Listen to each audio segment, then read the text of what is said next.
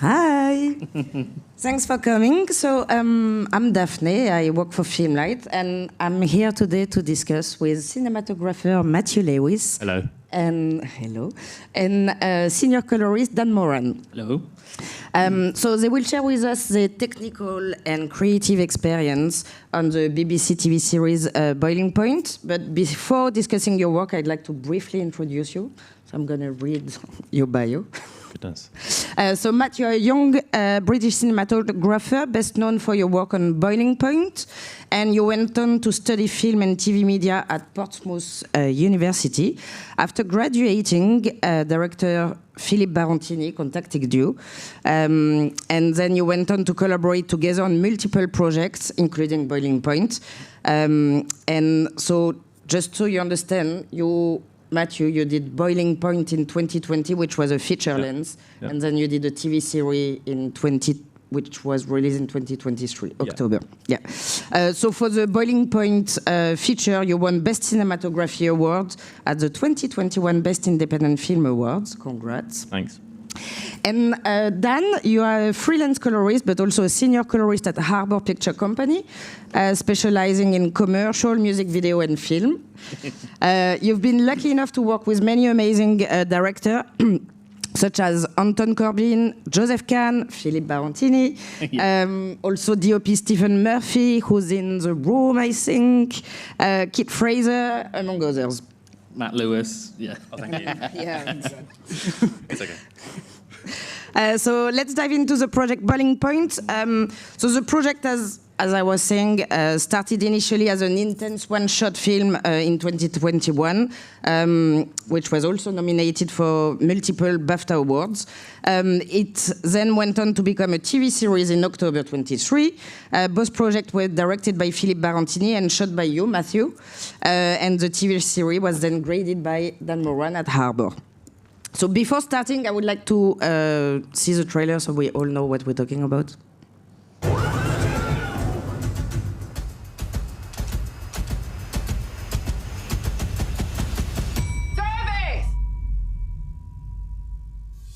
I need you to remember what we're doing here, what we've started. New boy, you keep your ears open. Anyone needs anything, you get in there, yeah? Yeah, sure. Right, check on table 8, 1 scout, 2 cod, 1 port. Keep pushing forward and let's do what we do. Yes, yes. Yes, come on. Yummy. Check on. Andy, what are you doing? I think you should talk to Carly. I want to talk to her for. No, I mean, don't forget, you all used to work for me. You know, I've seen you playing happy families. Maybe if it wasn't for her, I'd still have my own fucking restaurant. I never thought I'd work in a place like this. I just don't want to mess it up. You're stressing about this day, aren't you? I didn't really sleep. You need to have a little bit more faith in yourself. Hey, I'm proud of you. They're all brilliant at what they do, but don't be intimidated. They're idiots. Yeah, I mean, it's looking good. I feel like a proud mother. Okay, get on there to rest. It's like working with a fucking bunch of school kids. I need you to keep the faith. It's Point North's name on the line. They need to taste your food. A lot of important people are going to be in that room. Which is why we need to get it right. Go out there and smash it, all right? Yeah.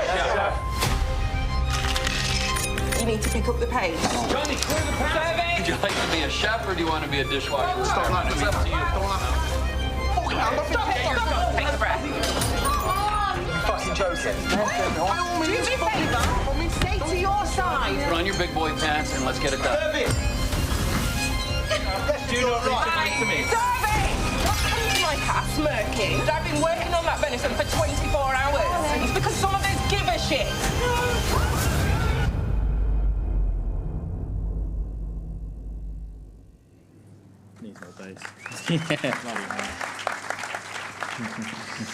Okay, so firstly, Matt, we have to acknowledge that you were only 23 when you did the feature, which is quite impressive to land such a project at this age. Even more when we know that you filmed it in one single shot without any hidden cuts. Can you tell us how you got the opportunity to work with Philippe Barantini on the film? Yeah. So I actually, as you said, when I studied at university, Phil reached me kind of probably about a year afterwards. He was like, he'd worked with me on my graduate film. He actually was acting in it. So, and then he kind of decided, oh, I want to go into directing. He'd known for a few years, and he had a script for a kitchen-related drama, which suited him well because he knew the background really well. It was his part-time job while he was acting. And then, so he reached out to me and was like, enjoy working with you. Do you want to do a short film together? It was actually one before Boiling Point that we did. So we did a couple of short films, and then we did Boiling Point the short, which went well. It was sort of a proof of concept for something that we didn't really realise it was going to become. And then we could use that to pitch an idea to make it into a feature film. So the decision to shoot in one take. Yeah. I mean, I know that you did it for the short also. How come you decided also to do it for the feature? I think I suggested it. I'd like to claim it, but I'm not 100% sure. But it was sort of we were chatting about it, and if we want to make a feature of something that we knew worked, it made sense to follow that style through. And there's not many situations where a one shot does work, but we knew that in a kitchen environment, in something that plays out in real time, it could work really well. So we were like, let's go for it. Let's see what happens if we try and make this as a one shot. And Phil, being the realist that he is, he was like, let's make it a true one shot. He really likes naturalism and stuff, so he was like, let's not do it with any cuts. We didn't do that in the short film. Let's keep it true to life. And I think he is pretty hardcore about wanting it to feel very grounded and down to earth. So we started the ball rolling on making it into a feature film script, and actually the script wasn't completed kind of like when we were pushing for funding and stuff for the feature. It was Stephen Graham being on board, which was kind of like the selling point, I think, ultimately for a lot of people. So the script was kind of like partly there. It was almost in bullet point form.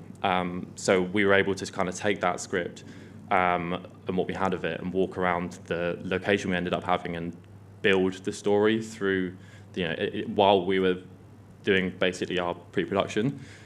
Which meant that we could have the writer there. It was myself and the director and a few other people walking through it, which I think is really unique for many projects and really lends itself to a one-shot, so helped massively.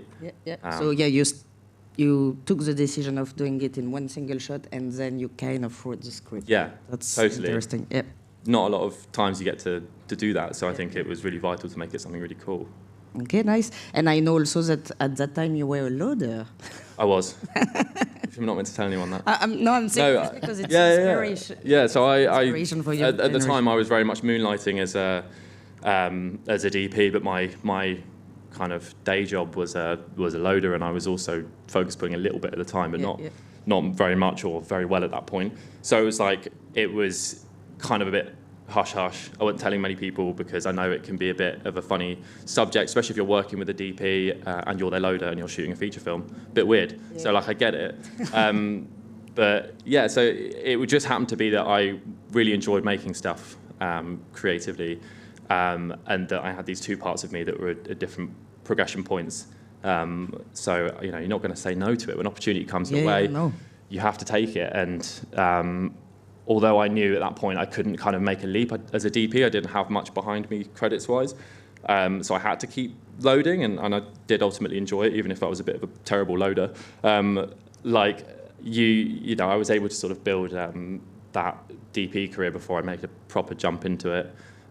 Definitely non-traditional, but I think there's a lesson. But inspirational. Oh, thank you. But there's a lesson in taking those opportunities for sure. Nice. And so you, Dan, you didn't grade the feature, but you came in for the TV series. How did you get involved in the project, and at which point did you join? So I was involved very early. We were grading another TV show at the same time as they were starting pre. So it was quite fun that we could go on shot deck, go through hundreds of references, and basically kind of build what we wanted very early, before the sets were built. You were on a Zoom call with the production designer saying, oh, the floor can't be this color, change that. And it was really nice to know that you had that level of control. They're listening in, yeah. Make it shiny? Dark, no. So what was good about that is we had done a music video before. It was just after the feature, and it was for Sam Fender. I think it was called Spit of You. It was, yeah. So Stephen Graham was in that, and I had spent a lot of lockdown trying to make digital look as authentically 16mm as possible.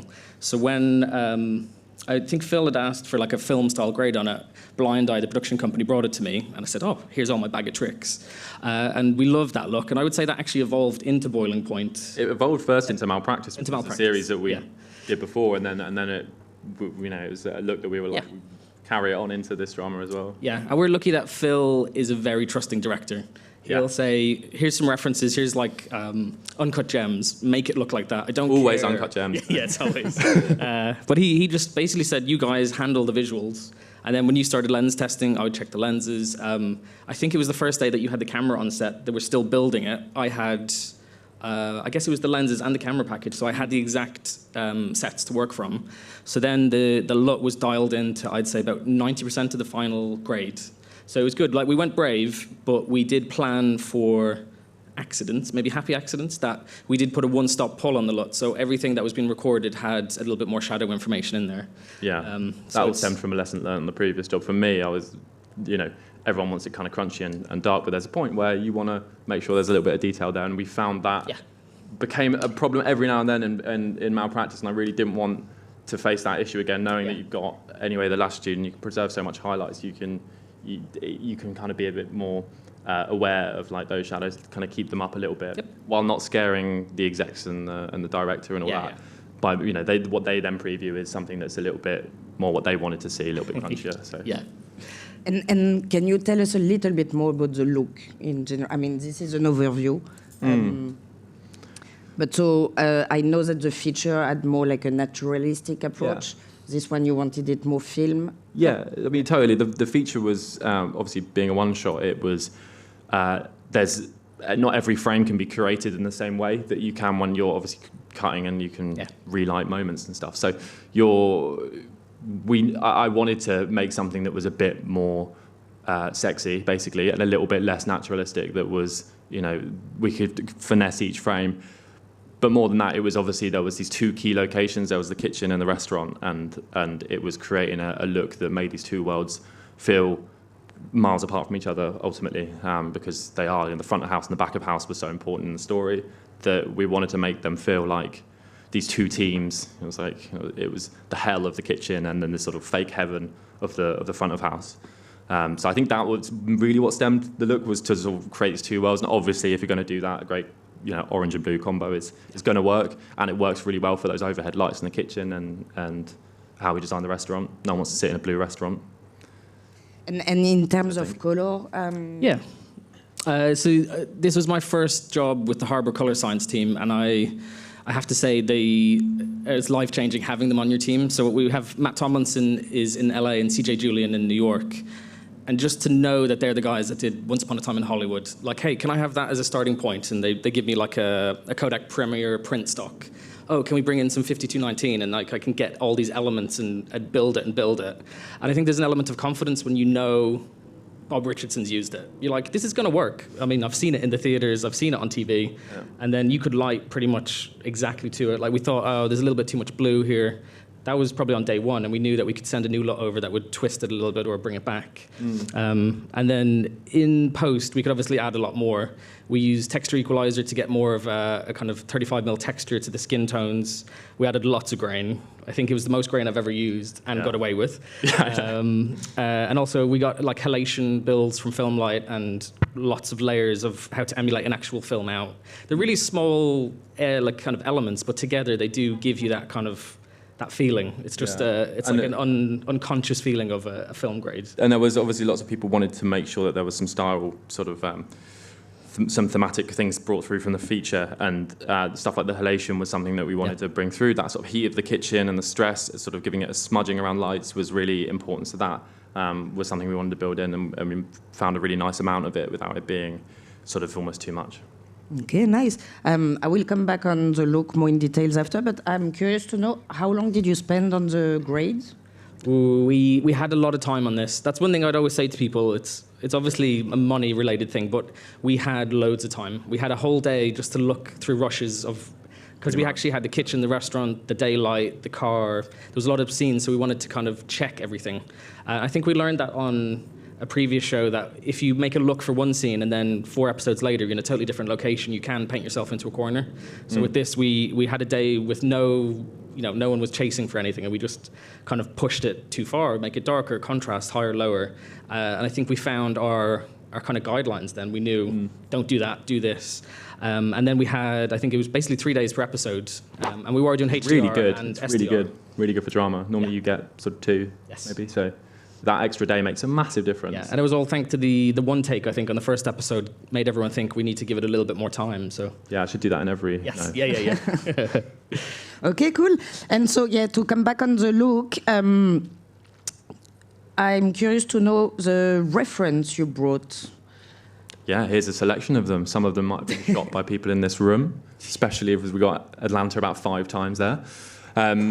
Yeah, it was, you obviously everyone goes on shot deck and you put together a little something of the world that you want to create. And for us, it was locking in these 3 key themes, 3 key locations. So it was our kitchen, our restaurant, and sort of a general daylight, 'cause it's always good to have that in mind when you're out and about and the weather's changing and stuff. So here's our kitchen look, which is really similar when you look at it there. Like that's a testament to you. Yeah.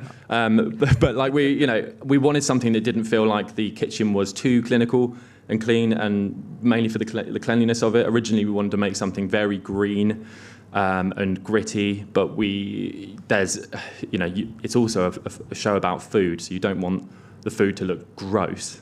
I think we'll talk about that in a bit, like the green, because obviously that's a huge thing. Like you can't, it needs to look high end. So it's finding that like kind of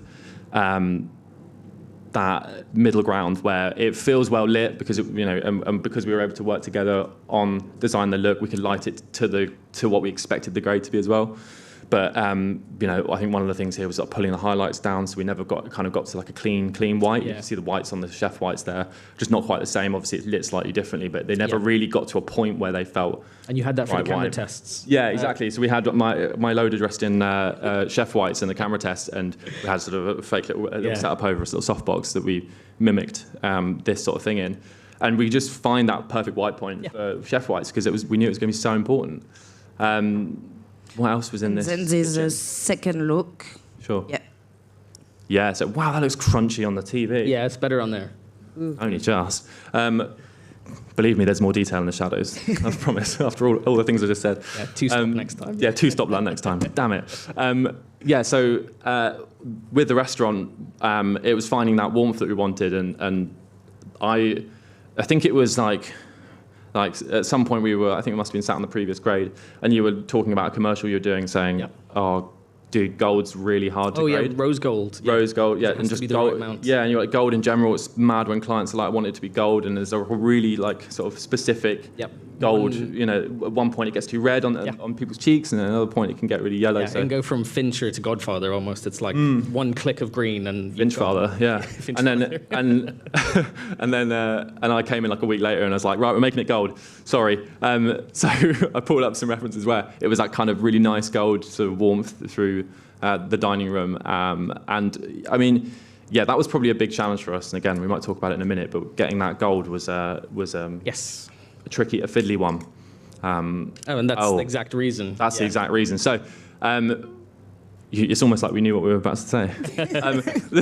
So the one big challenge with this whole part of it was making sure that the kitchen world and the restaurant world worked well together, and when we looked towards the kitchen from the restaurant, it wasn't too blue, because that could have been really, it could have been that if we didn't balance everything right, we could have had a situation where you were having to mask around that window. And keyframe every single frame looking towards the kitchen, where it was just way too blue, and it's not how it would look like this room probably. So we had to be careful with the balance there, and I think that was the beauty of it, of coming in early, was we were able to be like, okay, well, that's exactly where we want the white balance to be there. Yeah. And we can make that test and be happy with it. And then we didn't really change the white balance in camera. We basically just had them exactly where we wanted it to, and we moved between the spaces quickly. So it also speeds up things on the day. But it's that being prepared. We knew that we could always pull those colours further, but if we keep them a little closer to each other, then we leave ourselves some room later to play without it being a constant problem. And technically, Dan, how did you work out the matching space? I would actually say it was one of the hardest shows to work on because it was so controlled. Like, we knew exactly what we wanted. So if the restaurant scene, someone walks closer to the window, they're getting a little blue spill, but then they're going to walk all the way across the restaurant to the darkest, reddest part. So I got quite good at very long, gentle keyframes to get the best of both worlds. The other tricky part is Phil loves cinematic, but also because he was a chef, he was working in real restaurants. He knows I'd say he's like a very good bullshit detector. He knows that restaurant's not real. Call you out on it. Like, lift it. So there was some times where I'd sit there very smugly, like, oh, look at this. And he thought, no, don't buy it, up. Yeah. And then the next day I might have gone too far on another scene to kind of think ahead, and then he'll say, no, this is too bright. So we very much kept it in reality, because the show is so intense that you didn't want to kind of take away from that by making the look too distracting. So it's good. I definitely worked quite hard on that, just to keep it real and also try and get the best out of it. Yeah, I think that also ties in with this sort of making something for TV. You've got a few more voices and a slightly different audience, maybe. And for BBC, obviously, we had a much broader audience, so we were aware that we didn't want to make something that was maybe too undigestible for everyone. Having said that, audiences are much better these days. Like, I mean, you can make something absolutely nuts, and people, if they buy it, they lean into it. But you're still aware that those voices are going to be there to say, well, maybe not too much, maybe not, And so it was shot in a way that felt quite safe, but with room to play. And we'd always probably overshoot that play to start with. Yeah. Oh, yeah. Because you can always wind it back, Yeah, yeah. And they might like it. First presentation is always the darkest, the grainiest. The greenest. The greenest. Yeah. But yeah, no, it totally, you can then bring it back. And I think that's really... Yeah. Nice. And just to come back on so there were 3 looks, basically. The restaurant, the kitchen, and then... a sort of daylight. Yeah. This is sort of more morning, but it was... Yeah, I think this is probably the easiest one to set. You just find one that you're... like a space that you really like, and I think we had a slight magenta in there. Yeah, for the morning side for the morning stuff, for sure. It got a little bit icier, a little bit more sort of cyan towards our kind of middle of the day and stuff. But, I mean, we were shooting in Manchester... we actually got a lot of overcast, which is really lucky and fortunate, so we're able to set around that as well. But yeah, you can see where we pulled the colour to get it to a place we like. Obviously, the overcast New York stuff in Succession is fantastic, so it was a great reference for it. Nice. I do say so myself. and you were talking about the challenges, my God, of balancing images between spaces. Did you get any other challenges? I think it was... I guess you can talk about finding the gold, I guess, slightly. I don't know if you've got even anything to say, because it was more about us, a combination of how we were lighting the space and knowing what the light was going to do, so that we kind of had it in a good place again, when we were shooting. But I don't know, you pulled the gold out of wherever you pulled it out of, and it was really great. Nice, where you found the balance. And I think, again, it just comes back to preparation. Sound like it? Yeah, I think if you think about like the one shot at the start of the first episode, it reminds everyone that it's a physical space. So there's this hard kind of concept you have to keep pushing with people that's a different part of the restaurant. So you might have someone at the bar, and the bar is kind of like lit from behind, isn't it? So everyone's got loads of light, and then it cuts to the other end of the restaurant that's really dark. So I think that was another kind of area that it's a physical space, but we might be in that restaurant for 20 minutes. So you have to match it without matching it and making it really boring, but also match it. That's the only way of describing it. Like the kitchen, there was a dark blue corner, a warmer corner, and then as the edit went on, you'd have to just watch it and say, that's jarring me. Pull up a frame from last episode, make sure it's all in the same place. Even how close they were to the pass where they were taking the food from. Yeah. If they were leaning in, they were warmer. If they were back, so it was. Did you mention the kitchen lighting change? I don't know if you have. Okay, so in the first 2 episodes, half of the kitchen is way more daylight than the other half. I know we've got to fly through. Light. Yeah, the orange light of doom. So. We originally, an idea of mine was, okay, how about we make one side of the pastry side of the kitchen much cooler, so that it kind of, well, not much, but like 400 Kelvin cooler, just so it's kind of like you feel a sense of the change of geography. I was worried that you would not understand which way we're facing in the kitchen, literally because it's all quite similar, all shiny surfaces and white walls. So it was, very much what about we make this end a little bit more daylight? And then we started seeing the dailies come through and the rough cuts, and we were like, that doesn't work. That doesn't work because it makes it look like the grade's wrong. Yes. Because one side of the kitchen will be blue or cooler, and the other side will just look whiter. And your brain's like, this isn't the same space. That person's not looking that way. Thankfully, the easiest fix ever. Yeah. You can just cool it off. But temperature. Yeah. But it's interesting how your intuition says one thing, and then actually when you see it cut, you're like, no, that's not right. Yeah. And so then for the latter 2 episodes, sorry Phil, who did block 1, we corrected it and just had them basically match all the way through, and it's just way better. Didn't feel as clunky of a cut straight away. Because the way I'd approach a grade, and I learned this from Stephen as well, when someone's lit something, don't fix it. If the lamp over there is orange, the lamp over there is cooler, don't fix it as default. A lot of newer colorists try and fix everything, and it just kind of ruins the cinematography, essentially. So the first time I did that, I thought, I'm going to leave it and see what happened, and then we added as we needed to. It's different when the DP gets it wrong. Yeah, you're like, can you just fix that now, please? No, it doesn't work, does it, Dan? Yeah. And then also maybe quickly the food. I don't know. Because we have to wrap it up quite quickly. I just wanted to ask a question about the deliverable. Yes, so we did HDR, SDR. We were quite firm on the HDR straight away. We set a maximum brightness level for the show, and then if there was a scene that needed it, like say the fire, I think that was in the trailer where the pan explodes, we would let that go up to a higher level. I'm quite a big believer in HDR, but I like it to feel like what we're used to seeing. I don't like a show that has everything really distracting in the background, like the blue lights are pinging when you're trying to see people's faces. So we started low and then brought it up as we needed to, which I think works. You start on a theatrical, you're going to do your 100 nit pass and then go up from there.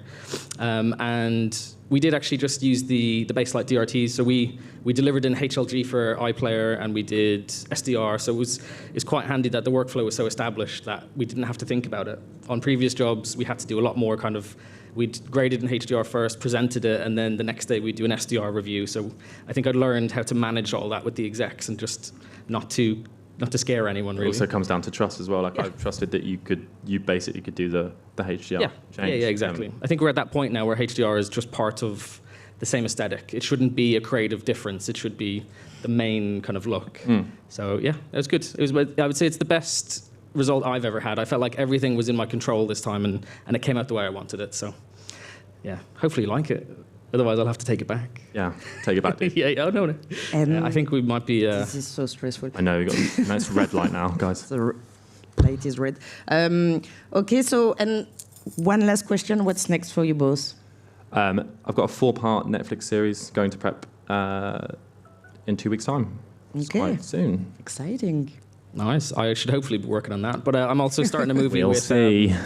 Starting a movie with Kit Frazier and Babak Anvari soon, which is going to be very fun. And hopefully that'll be out by Cannes, if I can grade quick enough. Get busy. Yeah, exactly. Okay, well, thanks everyone for coming. If you have any question, because we are done. We had so much more to talk about. You can just come and speak to Dan and Matthew. Thank you. Absolutely. Thank you very much. Thanks, guys. Thank you.